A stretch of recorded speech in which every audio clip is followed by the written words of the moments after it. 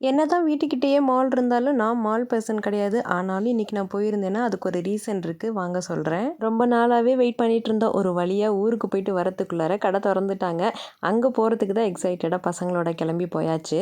மாலுக்குன்னு சொன்னதும் ரொம்ப குஷி ஆயிட்டாங்க. ஆனா நான் எக்ஸைட்டடா போனது என்னமோ இந்த லூலு டெய்லி ஃப்ரெஷ் கடை தான். இது தொறந்துட்டாங்கன்னு தெரிஞ்ச உடனே கிளம்பி போயாச்சு. மந்த்லி கிராசரிஸ் என்னமோ நமக்கு எப்பொழுதுமே டிமார்ட் தான். ஆனா அங்க கிடைக்காத சில ஜாமான்கள்லாம் யூனிக்கா இருக்கிறதெல்லாம் இங்க கிடைக்கும்.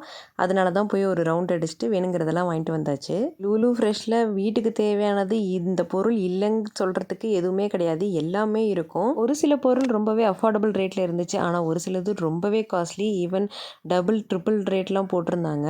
நம்ம போனோமா நமக்கு என்ன தேவையோ அதை மட்டும் வாங்கிட்டு அதுவும் ரேட்டு நமக்கு கட்டுப்படி ஆகுதான்னு பார்த்துட்டு அதுக்கேற்ற மாதிரி தான் நான் ஜாமான் வாங்குவேன். ஃப்ரூட் சாலட், வெஜிடபிள் சாலட் இந்த மாதிரி ஃப்ரெஷ் ஐட்டம் கூட விற்பாங்க. Sweets, snacks, muffins, cup cakes, especially இந்த ஜாம் கண்டிப்பாக நான் போகிற வட்டம்லாம் வாங்கிடுவேன். வேணுங்கிறதெல்லாம் வாங்கினதுக்கப்புறமா பசங்களுக்கு ஒரே ஒரு ஐஸ்கிரீமை வாங்கி கொடுத்துட்டு கேம் ஜோன் போகாமல் அப்படியே வீட்டுக்கு கூட்டி வந்தாச்சு.